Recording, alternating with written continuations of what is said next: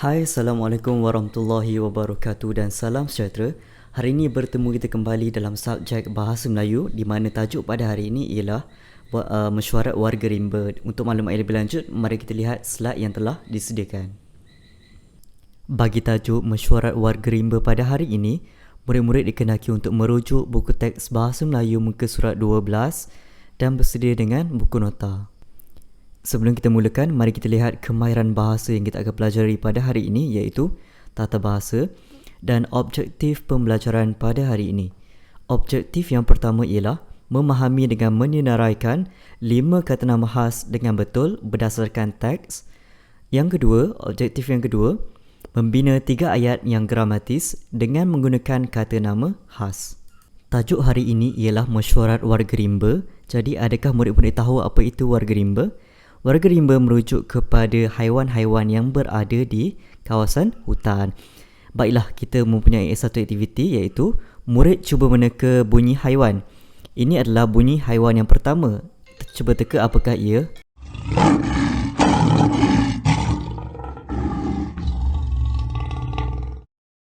Haiwan yang dimaksudkan ialah singa. Singa merupakan haiwan yang sangat berani, ganas dan juga pantas. Ia sangat ditakuti oleh haiwan-haiwan mangsa yang lain. Baik, cuba teka bunyi haiwan yang kedua. Haiwan tersebut ialah gajah. Gajah merupakan haiwan yang sangat besar dan juga liar. Kebelakangan ini, populasi gajah semakin meruncing dan diancam kepupusan.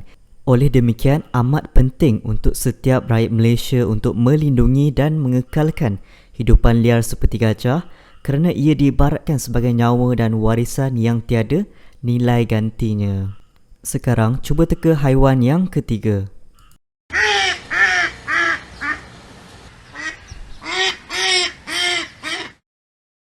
Sudah dengar? Dan jawapannya sekarang ialah seekor itik.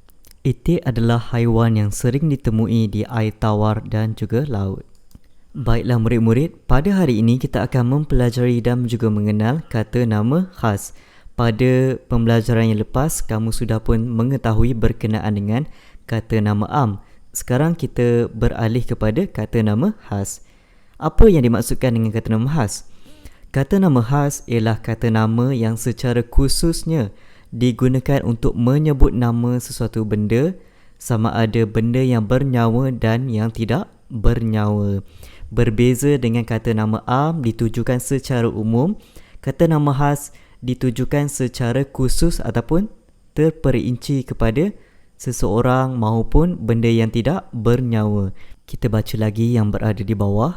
Benda-benda yang bernyawa ialah contohnya manusia dan juga nama binatang. Seterusnya, benda-benda yang tidak bernyawa ialah contohnya tempat, judul buku, nama bangunan dan sebagainya yang kita akan bincangkan di hadapan. Mari kita lihat dengan lebih lanjut kata nama khas yang hidup, bernyawa dan juga tidak bernyawa. Kita lihat kotak di sebelah kiri kamu dahulu, manusia ataupun orang. Contohnya Zaidi, Mei Fong dan Subramaniam. Kata nama khas bagi binatang pula adalah panggilan daripada manusia kepada haiwan tersebut. Contoh kamu ada kucing, nama dia Tompok. Jadi Tompok ialah kata nama khas. Begitu juga dengan ayam, dipanggil sebagai jalak. Bagi tumbuh-tumbuhan pula, kata nama khas ialah pisang emas, cili padi, jambu batu dan limau kasturi.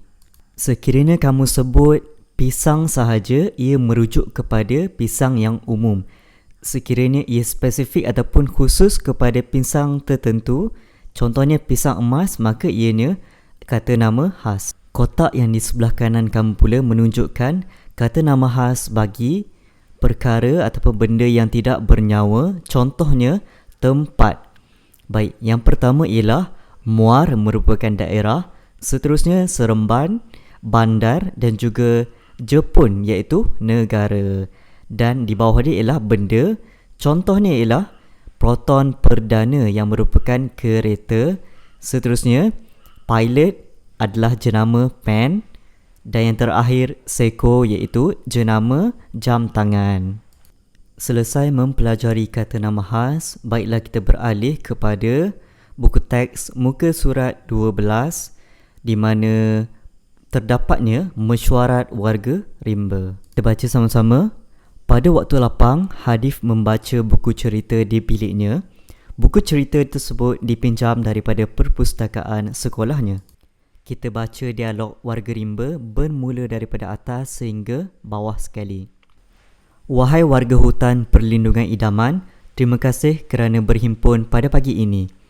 Mengapakah penghulu unggas memanggil kami berhimpun di sini? Saya memanggil kamu semua penghuni hutan ini untuk menyambut sahabat kita yang bermigrasi dari utara Asia dan Eropah. Kita perlu membagikan tugasan. Baiklah, saya mencadangkan sang kancil membuat gegantung bagi mengalu-alukan ketibaan sahabat kita. Saya setuju. Saya mencadangkan Pak Belang menjaga keselamatan kawasan ini. Sang Merak pula membuat persembahan. Saya akan ke Kuala Gula untuk memberitahu rakan-rakan kita di sana agar membuat persiapan yang sama. Terima kasih semua. Saya berharap agar masyarakat kita hidup dengan harmoni. Tamat dialog di atas, mari sama-sama kita menyenaraikan kata nama khas yang terdapat di dalam dialog tersebut. Kita lihat satu persatu. Wahai warga hutan perlindungan idaman, terima kasih kerana berhimpun pada pagi ini. Kata nama khas yang pertama ialah hutan perlindungan idaman kerana ia merujuk kepada nama tempat. Kita lihat dialog yang kedua. Mengapakah penghulu unggas memanggil kami berhimpun di sini? Jadi kata nama khas seterusnya ialah penghulu unggas kerana merujuk kepada seseorang individu. Dialog seterusnya, saya memanggil semua penghuni hutan ini untuk menyambut sahabat kita yang bermigrasi dari utara Asia dan Eropah. Kita perlu membahagikan tugasan.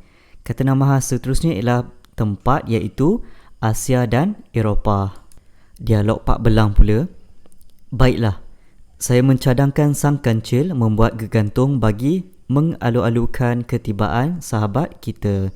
Jadi seterusnya ialah, kata nama seterusnya ialah sang kancil, merujuk kepada seseorang ataupun panggilan terhadap binatang tersebut. Dialog sang kancil.